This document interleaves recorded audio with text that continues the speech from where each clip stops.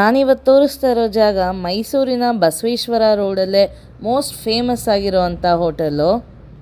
ಇಲ್ಲಿ ಇವರು ಎಲ್ಲ ತಿಂಡಿಗಳಿಗೂ ಕೆಂಪು ಚಟ್ನಿನೇ ಕೊಡ್ತಾರೆ.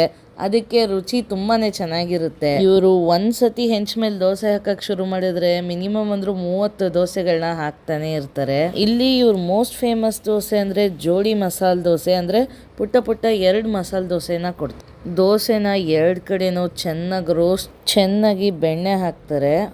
ಹಾಗೇನೆ ಮಸಾಲೆ ದೋಸೆಗಳಿಗೆಲ್ಲ ಒಳಗಡೆ ಕೆಂಪು ಚಟ್ನಿ ಹಾಕಿ ಅದರ ಮೇಲೆ ಇನ್ನೊಂದು ಸ್ವಲ್ಪ ಬೆಣ್ಣೆ ಹಾಕಿ ಚೆನ್ನಾಗಿ ರೋಸ್ಟ್ ಆಗೋದಕ್ಕೆ ಬಿಡ್ತಾರೆ.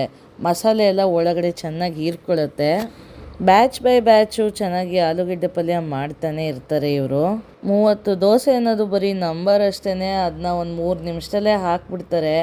ಹಾಗೇ ಅದು ಅಷ್ಟು ಬೇಗನೆ ಖಾಲಿ ಕೂಡ ಆಗಿಬಿಡುತ್ತೆ. ಇವರು ಎಲ್ಲದಕ್ಕೂ ನಂದಿನಿ ಬೆಣ್ಣೆನೇ ಉಪಯೋಗಿಸ್ತಾರೆ. ಬೆಣ್ಣೆ ಕ್ವಾಲಿಟಿ ತುಂಬಾ ಚೆನ್ನಾಗಿರುತ್ತೆ. ಒಂದು ಪೀಸ್ ಮುರಿದು ಬಾಯಲ್ಲಿ ಇಟ್ಕೋತಾ ಇದ್ರೆ ದೋಸೆ ಹಾಗೆ ಬಾಯಲ್ಲೇ ಕರ್ಗೋಗುತ್ತೆ, ಅಷ್ಟು ರುಚಿಯಾಗಿರುತ್ತೆ. ಈ ದೋಸೆನ ಹುಡ್ಕೊಂಡು ತುಮಕೂರು, ಹಾಸನ, ಬೆಂಗಳೂರಿಂದೆಲ್ಲ ಬರ್ತಾರಂತೆ ಜನ.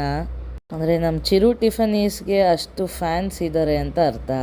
ಇಲ್ಲಿ ಮೋಸ್ಟ್ ಸೇಲ್ ಆಗುವಂಥ ಜೋಡಿ ಮಸಾಲೆ ದೋಸೆ ಅಂದರೆ ಸೆಟ್ ಮಸಾಲೆಗೆ 30 ರೂಪಾಯಿ ಚಾರ್ಜ್ ಮಾಡ್ತಾರೆ. ಬರೀ 30 ರೂಪಾಯಿಗೆ 2 ದೋಸೆ ಕೊಡ್ತಾರೆ.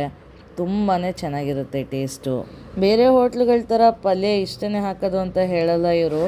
ಬೆಣ್ಣೆ ಮಾತ್ರ ಕೇಳಿದ್ರೆ ಎಕ್ಸ್ಟ್ರಾ 5 ರೂಪಾಯಿ ಚಾರ್ಜ್ ಮಾಡ್ತಾರೆ ಅಷ್ಟೇ. ಆದರೆ ಫಿಲ್ಲಿಂಗ್ ಎಷ್ಟು ಬೇಕಾದರೂ ಕೊಡ್ತಾರೆ.